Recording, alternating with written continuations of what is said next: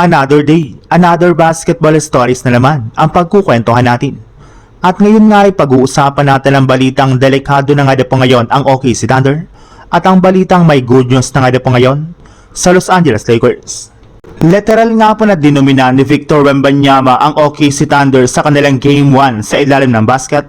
In fact, iba't ibang klaseng in-game adjustment na nga po sana ang ginawa dito ng coaching staff ng OKC Thunder simula sa paggamit nila kay Lu Dort at Alex Caruso bilang main defender ni Victor Wembanyama.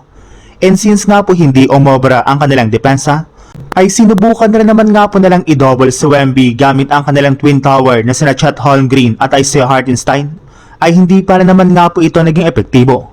It's either na outspeed nga po nila ang dalawang ito sa ilalim ng basket ay meron nga pong isa o dalawang player ng Spurs ang nalilibre sa ilalim ng basket o di kaya sa 3-point line. Sa madaling salita, halos lahat nga po ng mga game plan ng OKC Thunder ay kanila nang nagamit sa Game 1 pa lang ng kanilang serye, ngunit lahat nga po ito ay hindi umobra. Kaya medyo delikado na nga po talaga ang sitwasyon ngayon ng OKC Thunder kontra sa San Antonio Spurs. Sa ibang balita naman, isang malaking question mark nga po ang magiging kalagayan ni Austin Reeves at LeBron James sa Los Angeles Lakers sa darating na off-season.